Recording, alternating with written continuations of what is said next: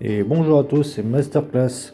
Aujourd'hui, Grand Prix du Brésil et donc Grand Prix Sprint. Et espérons que le week-end se passe bien et qu'on puisse ramener des gros points. Nous sommes samedi, et qui dit samedi dit tour rapide sur le circuit d'Interlagos. C'est le jour des qualifications pour le Grand Prix à Sao Paulo.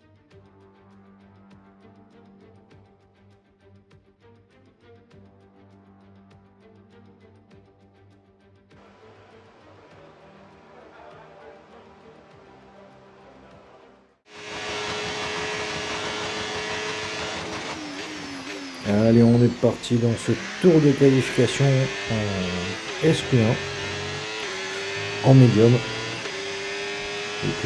sur les week-end sprint, les qualifications sprint se passent en médium, en SQ1 et en SQ2. Et on va essayer de faire un bon tour, même si là on vient de se louper dans le virage, on a dû perdre 3-4 dixièmes.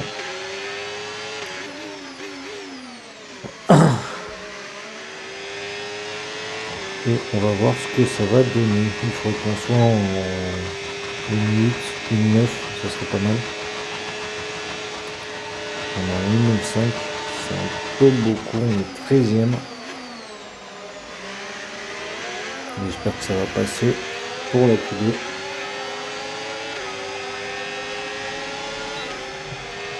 Et là, on dirait une Mercedes derrière. Et peut-être une Sauber. Et là, malheureusement, à force de se battre avec les voitures derrière, et ben on perd du temps. On ne pourra pas améliorer. Et espérons qu'on passe quand même, parce qu'on est limite, on est 16ème. Et malheureusement non, voilà. Ce qui devait arriver arriva, on s'est fait piéger. Et donc les éliminés de cette SQ1 sont Colapinto, Hülkenberg, Paul Aron, Adjar, moi-même et Eden Jackson. Direction la course sprint. À de suite. Dans le sprint du jour, seule la vitesse compte, il y aura très peu de tours et peu de place pour la stratégie, qui aura l'étoffe pour accéder au podium.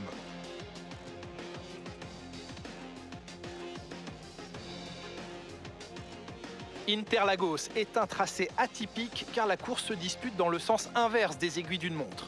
Ici, les paolistes se pressent dans les tribunes situées aux 15 virages de ce circuit incontournable de 4 km 3. Deux portions très rapides encadrent un deuxième secteur très technique et une bonne sortie du virage Juncao dans l'une des deux zones de DRS offrira assurément une bonne possibilité de dépassement. Après une superbe séance de qualification, il est temps de jeter un œil à la grille de départ de cette course sprint. Lando Norris a réalisé un chrono phénoménal hier. Il s'élance en pole position et Oscar Piastri complète la première ligne.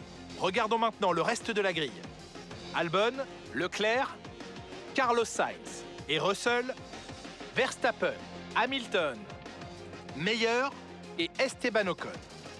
Bortoleto, Tsunoda, Oliverman et Gasly, Douane, Lawson, Hayden Jackson et Andrea Kimi Antonelli, Adjar, Aron, Hülkenberg et Franco Colapinto partira en fond de grille. Il est temps à présent de nous tourner vers la piste.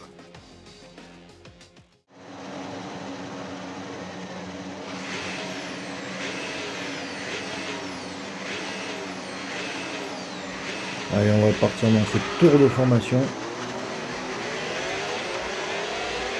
pour bien faire chauffer les pneus, pas en pneus tendres, les tendres qu'on n'a pas pu utiliser en SQ3 vu qu'on n'a pas été jusque là. Et puis espérons qu'ils tiennent à longueur et qu'on puisse aller prendre quelques points. Et malheureusement on s'est accroché avec une autre voiture. Je crois que c'est une Honor Sport. Et donc on a été replacé automatiquement sur la grille de départ. C'est pas grave, on est déjà positionné. Rendez-vous au premier virage. À de suite.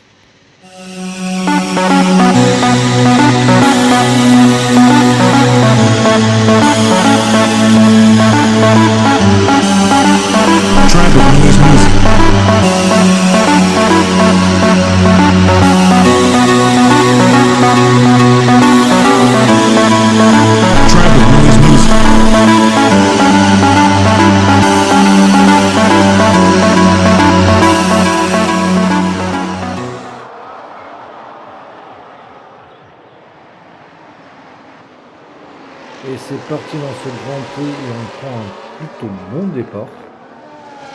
Vu qu'on est déjà 15e, on a fait un hub de plus 3. Et maintenant il faut continuer, hein. Il faut aller chercher le top 8. On est 14e déjà, donc 13e. Donc on est déjà à plus 5. Alors que on va dire à la moitié du premier tour. On est en train de se battre avec Tsunoda, ça nous fait pas un peu de temps sur les voitures de devant, mais ça va, ils sont pas très loin. On arrive à raccrocher le wagon. Il faut qu'on arrive à tenir en dessous de la seconde pour la prochaine ligne droite, avoir le DRS. Pour l'instant, on tient, c'est parfait.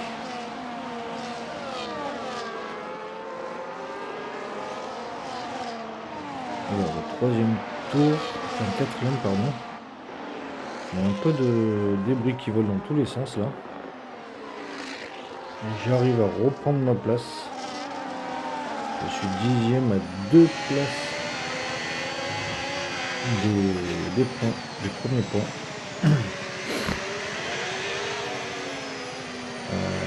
3 secondes, on va dire, de 5 secondes, pardon. Hamilton à 5 secondes des premiers points. Est-ce qu'on va réussir à remonter? C'est pas garanti parce que je vois que j'ai mon aileron qui est un petit peu abîmé. Et je me fais accrocher encore une fois. La course va très vite, il s'est pas passé grand chose. On est déjà dans le dernier tour. Avec le leader de la course qui est Norris. Norris qui est tranquille, qui a 2 secondes d'avance à peu près sur son coéquipier, qui gère bien la course. Et qui va aller décrocher cette victoire. Si tout se passe bien, il reste encore quelques mètres. On va aller décrocher cette victoire en course sprint à Interlagos. Et voilà, c'est fait. Bravo à lui. Et donc, victoire de Norris devant Piastri, les 2 McLaren devant tout le monde, comme d'habitude. Albon 3e, mon coéquipier Charles Leclerc 4e. Russell 5e, Sainz 6e, Verstappen qui est loin 7e. Et Hamilton 8e. Voilà pour le top 8. Nous sommes samedi, et qui dit samedi dit tour rapide sur le circuit d'Interlagos. C'est le jour des qualifications pour le Grand Prix à Sao Paulo.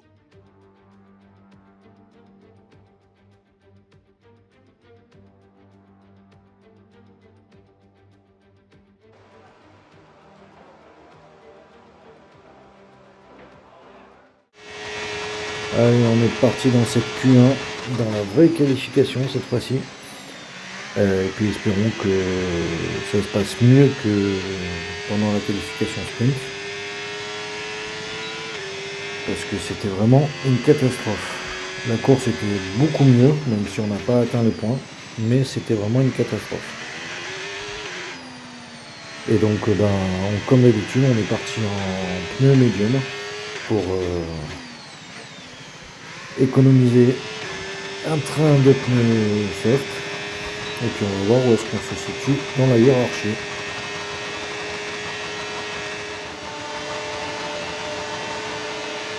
Et pour l'instant, on est 12e. On ressort avec le pneus soft cette fois-ci.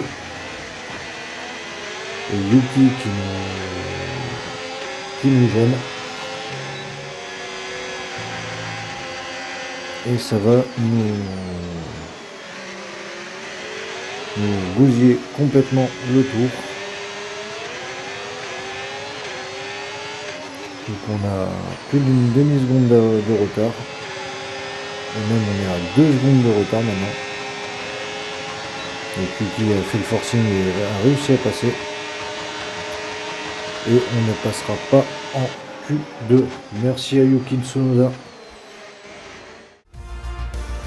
Et donc les éliminés de cette Q1 sont Jack Doohan, Max Verstappen, première grosse surprise, qui partira 21e, Kelly Meyer, Isaac Hadjar, Oliver Biermann et moi qui suis vraiment à la limite de passer en Q2 à 1 dixième.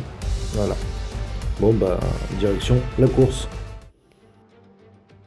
Bienvenue sur ce circuit emblématique qui a vu naître héros et légendes de la Formule 1. C'est ici en 2008 que le titre s'est joué dans le tout dernier virage du circuit et c'est également ici que Jenson Button signa une remontée exceptionnelle l'année suivante pour s'octroyer son premier et unique titre mondial des pilotes. Restez bien avec nous, il est l'heure du Grand Prix du Brésil. Interlagos propose un circuit long de 4 km 3 avec 9 virages à gauche et 6 virages à droite. C'est une course adulée par les fans de F1. La pluie s'est invitée au Grand Prix, autant dire que l'adhérence et la visibilité joueront un rôle décisif aujourd'hui. Il faudra se méfier du passage tout en montée du secteur 3 qui a été le théâtre de plusieurs accidents au fil des ans. Observons l'ordre de la grille de départ de la course d'aujourd'hui. C'est Lando Norris qui part en pôle aujourd'hui et le talentueux espagnol Carlos Sainz complète la première ligne. Derrière ces pilotes sur la grille, nous retrouvons Leclerc, Piastri, Alexander Albon et Russell, Hamilton, Jackson, Hülkenberg et Yuki Tsunoda, Gasly, Ocon, Gabriel Bortoleto et Lawson, Colapinto, Aaron, Andrea Kimi Antonelli et Oli Biermann, Hadjar, Meyer, Verstappen et Jack Doohan complètent la grille. Il est temps maintenant de nous tourner vers la piste.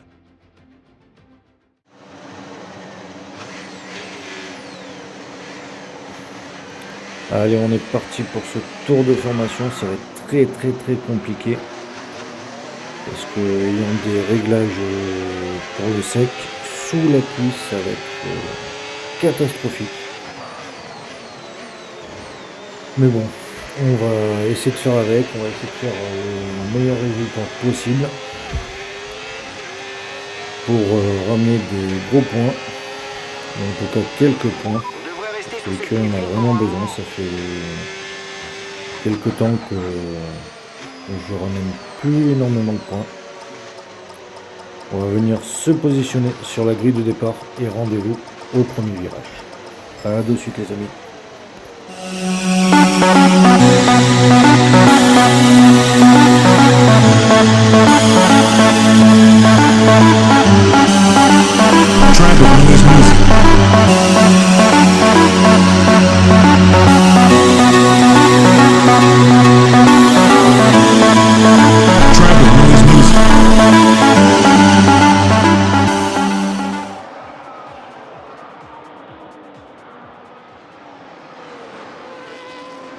Et c'est parti dans cette course, et là, de suite au premier virage, sort vachement large.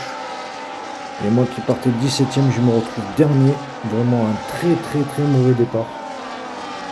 Quand je disais que j'avais un réglage sec sous la pluie, c'est la preuve.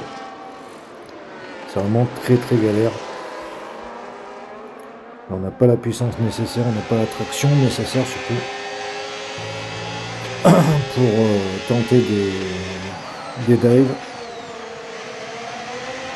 Et là ça va être je sens une course très longue et très compliquée, parce qu'on n'arrive pas à trouver l'ouverture, on n'arrive pas à provoquer l'ouverture, et je sens que ça va être la pire course que je vais vivre aujourd'hui. Ah, on tente un dépassement et ça passe. Enfin, les pneus commencent à chauffer. C'est déjà une bonne nouvelle. Est-ce qu'on va réussir à pouvoir remonter? Ça, c'est une autre question. Parce que Verstappen est quand même loin. On va revoir le départ en compagnie de Carlos Sainz. Est-ce qu'il va réussir à attaquer son ami Norris? Et oui, il a réussi à l'attaquer. Maintenant, est-ce qu'il va garder la première place? On le saura plus tard. On a mon coéquipier Charles Leclerc qui vient protéger l'intérieur.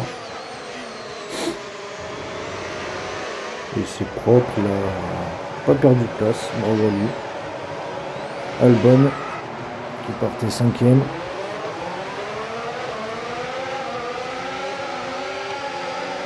Va-t-il réussir à dépasser Piastri dans le virage à l'extérieur? Oh, c'est beau, bravo. On est avec Eden Jackson de Connor Sport. Et là, il y a les deux Mercedes devant lui. Et les deux Mercedes font un mur, il ne pourra pas passer. Avec Nico Hülkenberg à la façon Daniel Ricciardo.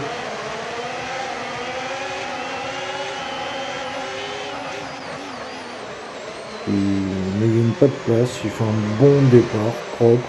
Il n'y a pas d'accrochage, c'est bien. Son coéquipier avec Bortoleto qui lui par contre prend un excellent départ.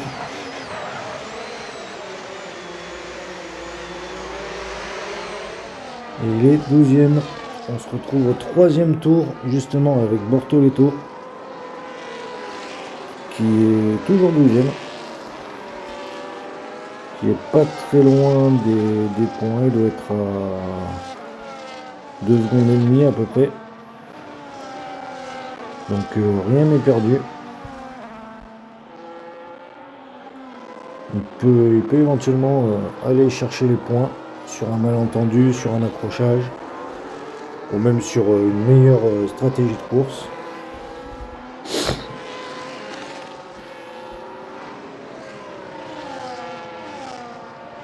Et pour l'instant, ça se stabilise, 2 secondes, 2 secondes 5. C'est pas mal. Et moi, je remonte petit à petit, difficilement, dans la douleur. La voiture est incontrôlable, comme vous pouvez le voir. Je n'arrive pas à bien la tenir sur la piste. Quand je rentre dans les virages, elle chasse du cul. Je déteste ça.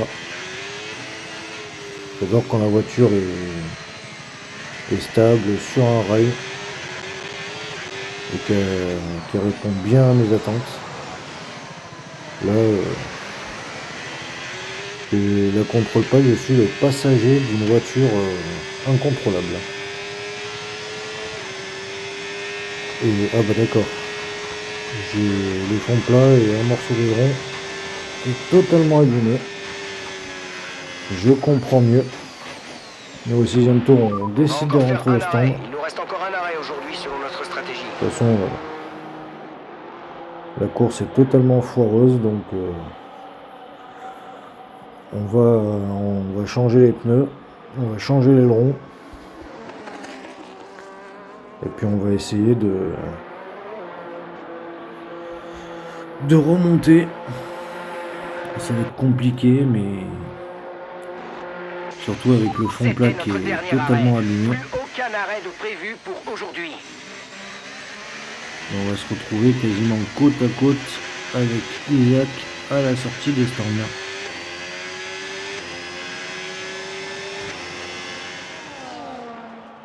Septième tour, on est avec Hülkenberg qui est dans les points, qui est 9ème, qui tient bien sa place et même il creuse l'écart sur Ocon. Et il est dans le diffuseur de Eden Jackson, prêt à bondir, prêt à aller le doubler. Et Eden Jackson qui est pas très loin non plus d'Hamilton. Donc on peut avoir un duel à 3. Ça peut être pas mal. Une belle bagarre sous la pluie. Espérons que ça se termine pas dans le mur. Ça serait dommage. Et pour l'instant, Hülkenberg a franchement une belle voiture qui tient bien la route. Et moi de mon côté, comme vous pouvez voir, à chaque freinage, la voiture se met en crabe. C'est horrible, c'est incontrôlable, j'y arrive pas. Franchement, je n'y arrive pas du tout. Ah, j'en ai eu des week-ends difficiles, mais alors celui-là, c'est vraiment affreux et je crois que ça va être un week-end où ça va être un 0 pointé au niveau des points. Maintenant la course n'est pas finie, il reste encore 15 tours. Espérons qu'il y ait des faits de course où je puisse éventuellement remonter. Préparé, rentre au stand. Et quand on parle de faits de course, 2 tours plus tard, je rentre au stand, mais avec une voiture de sécurité. Qu'est-ce qu'ils font là, les McLaren? Ah d'accord, j'étais à quasiment un tour. Et je me suis pris une pénalité de 10 secondes, encore.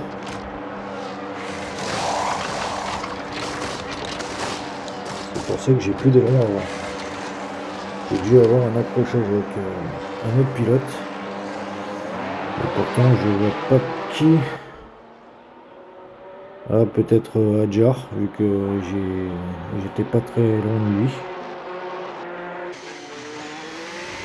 C'est lui qui m'aurait rattrapé parce que je vois pas comment j'aurais pu rattraper Jack Doohan.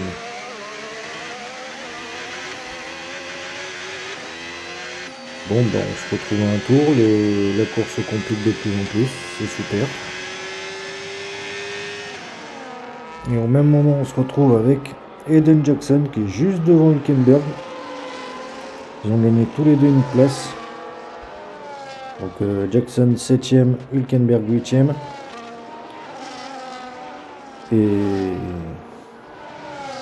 j'allais dire ça se bagarre, mais non, vu qu'il y a une voiture de sécurité, ça vient prendre la place à l'arrière du peloton en attendant de pouvoir repartir. Mais ces deux pilotes là font quand même une bonne course, ainsi que, oula, je viens de voir ça, les deux Williams en tête de la course. C'est vraiment une surprise ça aussi. Sainz devant Albon, c'est... oui, bon. Et on est reparti. Non, j'ai eu une voiture rentrée. Ah non, là on est reparti. Pardon, excusez-moi. Oula, j'ai failli me prendre un carton à cause d'Isaac qui restait en plein milieu de la piste.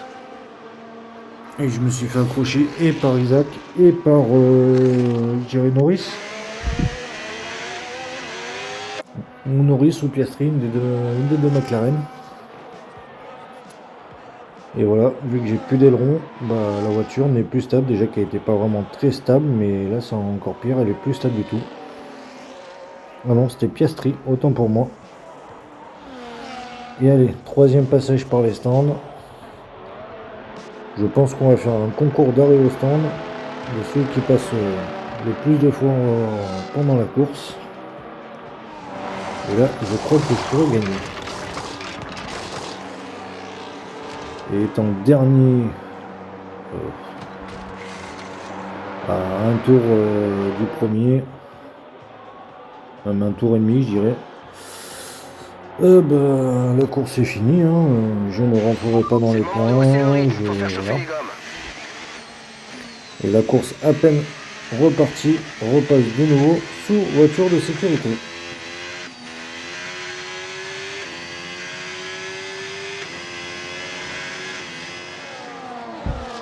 Et au 19e tour, la course est repartie de nouveau. Les deux Williams en tête de Sens et Albon. Sens qui pourra aller glaner de nouveau une victoire avec l'écurie Williams. Et Albon ne lâche pas son coéquipier. Il se dit qu'il a peut-être une chance lui aussi d'aller chercher la victoire. On sait que les Williams sont très rapides en ligne droite. C'est là où ils ont un avantage énorme. Pardon. Et puis ils font la différence, c'est hallucinant. Alors oui, vous voyez que j'ai 20 secondes de pénalité, c'est parce que j'ai un drapeau bleu. J'essaye de laisser passer les voitures, sauf qu'elles ne veulent pas passer. Et quand elles veulent passer, Surveille bien ton AMF. ça, c'est dans les virages ou des endroits pas très appropriés. Donc ça, ou ça se passe très mal, ou je me prends des pénalités. Donc voilà, 5 tours de la fin avec un tour et demi de retard. La course est cuite, la course est finie pour moi, encore une fois. Et on est à 3 tours de la fin avec mon coéquipier Charles Leclerc qui est 7ème, qui n'a pas fait une grosse course, mais qui gère.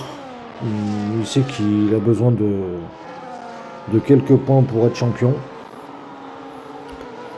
Donc il gère tranquillement sa course et on verra la comptabilité à la fin de la course, s'il s'en rapproche ou même si il aura décroché son premier titre de champion du monde. Et pour l'instant il s'accroche bien à Hülkenberg, qui d'ailleurs a encore gagné une place. Et nous voilà dans le dernier tour de la course avec le leader Carlos Sainz qui a fait le trou avec son coéquipier tout simplement. Il y a quelques tours ils étaient à quelques dixièmes, là il est presque à 3 secondes d'avance. Même s'il a un petit peu relâché. Mais je pense qu'il gère maintenant la fin de la course. Il gère son dernier tour. Et qui se dit que de toute façon il est à l'abri pour aller chercher cette victoire. La remontée vers la ligne d'arrivée. Et ça va être une belle victoire de Carlos Sainz. Bravo à Williams. Et ça y est, c'est fait. Charles Leclerc, champion du monde. Mon coéquipier devient champion du monde pour la première fois. Maintenant, il faut que Ferrari, et surtout moi, j'aide Ferrari à aller chercher le titre de constructeur. Et Carlos Sainz franchit la ligne d'arrivée en vainqueur. Remporter une telle victoire avec les conditions changeantes, ce n'est jamais facile. Il faut tenir compte de très nombreux paramètres au niveau du pilotage. Mais toute l'équipe a aussi joué un rôle important en réagissant rapidement à l'évolution des prévisions météo. Franchement, Julien, c'était impressionnant à voir aujourd'hui. Il faut non seulement savoir lire les conditions depuis son baquet, mais aussi les analyser en temps réel depuis les stands pour trouver rapidement la solution la mieux adaptée.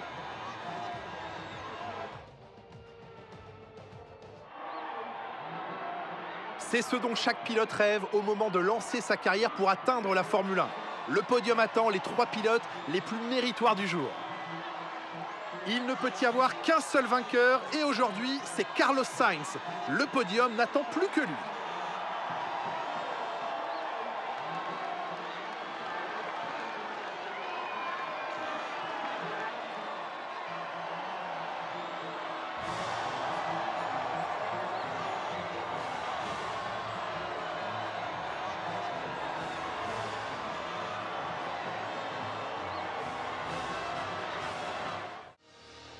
Et donc on voit le tableau des points du week-end. On a 13 pilotes qui sont rentrés dans les points avec ce week-end sprint. C'est quand même pas mal, c'est plus de la moitié du plateau.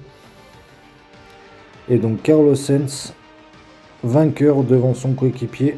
Donc ça fait un beau doublé Williams. Et Williams va faire un sacré up au championnat constructeur. Et devant les deux Mercedes de Russell et Hamilton, Jackson termine 5e, Hülkenberg 6e, Leclerc 7e, Ocon 8e, Tsunoda 9e et Bortoleto 10e. Bravo à ces pilotes.